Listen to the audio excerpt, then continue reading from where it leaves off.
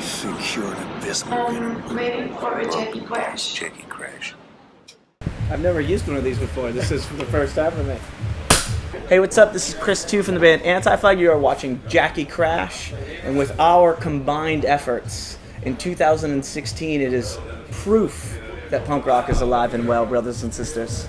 See ya. Peace. Jackie Crash on the road. Dear Mr. Crash, here is your ticket to business class. You spoke with guys from Billy Talent? Yeah. 2, be honest with me.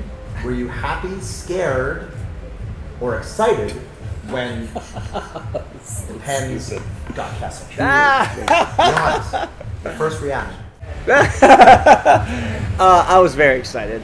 I knew he'd be a great player, and I knew that the city that they're from kills hockey players, and the city that I'm from makes them better. So I was excited that we got Kessel, for sure. Myself and Chris Head, our guitar player, are definitely the biggest hockey fans. Pat doesn't care. I'm sure you learned in your interview with him, he cares about nothing. He wants his food to taste like cardboard and his world to have no sports.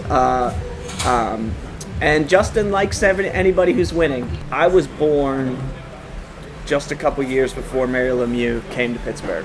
So once I was of age to recognize sports and recognize our city had other things going on other than my own world of toys and being a baby, Mary Lemieux was king. I played hockey my entire life until I started playing music, really until I joined Anti-Flag. My relationship with Billy Talent is compounded by the fact that Johnny and I play ice hockey together all the time. We are always like, how can we tour together so that we can play hockey every day? Not often do the good guys win. And with Billy Talent, that's the good guys winning, because they are as nice and as honest and as true as you would hope them to be. And they're huge. And that to me is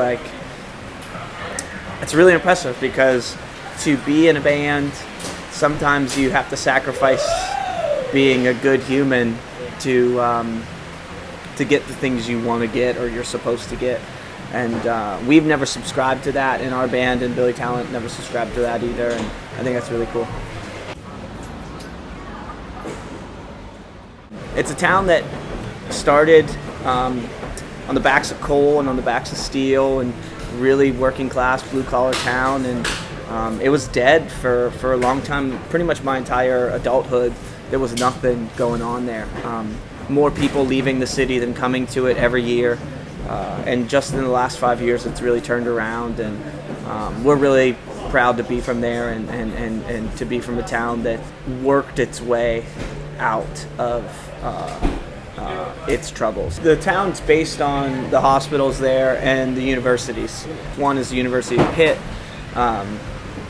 And they do a lot of medical stuff, and then the other one is Carnegie Mellon Institute, which does a lot of technological advancements. If you're Google or Apple or Uber, all three of those companies just opened up offices in Pittsburgh because they're trying to get the super smart Carnegie Mellon students. Let's talk about food. I think Yeah. you like food. I love food. And tell me if you want to cook something for your girlfriend, Yeah. what it will be. So that's tough, because you never want to go too big right away. It depends on where you're at in your relationship. If you are cooking a first meal for someone, don't experiment. Don't cook something that you've only cooked a couple times. You want to cook something that you're great at. And so for me, that would be something pasta related, maybe a lasagna, or maybe depending on the weather too. You know, if it's summer, it's going to be pasta with asparagus and tomatoes and some nice vegetables in there. If it's closer to fall, it might be a lasagna. It might be something different. But now, I've been in a relationship for some time now. Now I can cook whatever the fuck I want. I've got a threshold whenever it comes to cooking food. If it takes 15 minutes to make, I'm not really that excited about it.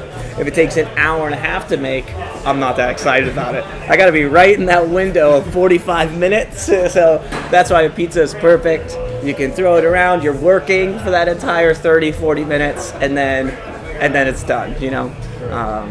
So yeah, I think that I'm Italian as well, as if you couldn't tell from my pizza and pasta. let's say last meal. Yeah. Was it pizza? No.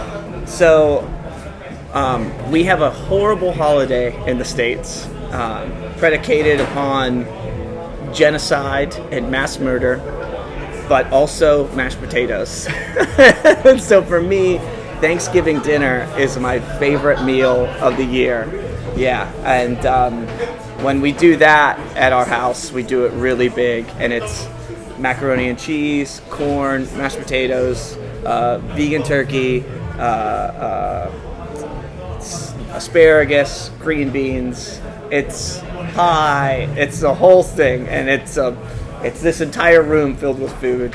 And I don't eat for like 2 days before it, and then that's all I eat for the rest of the week. I'm hungry right now. Yeah. Well, you're welcome to come if you guys want to come back to Pittsburgh. Come over Thanksgiving. Which music are you listening to?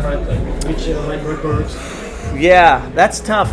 Josh and I just listened to and hear the new Direct Hit record, which is really good. And then before this interview, I just listened to the new video by a band called The Falcon, which is like members of Alkaline Trio and Lawrence Arms. Really cool band. I went for a run this afternoon and I listened to the Marked Men, which is a really cool like pop punk band, like more like Ramones pop punk. I'm always listening to Sam Cooke, the Beatles, and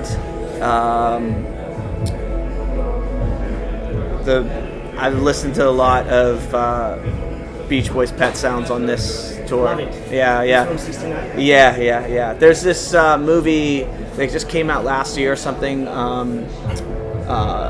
It's about Brian Wilson. Oh, what is it called?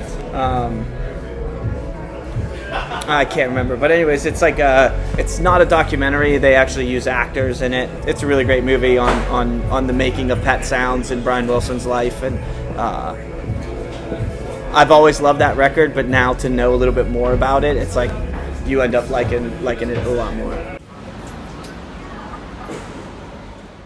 Often we're just putting things out, and you never know if it's coming back.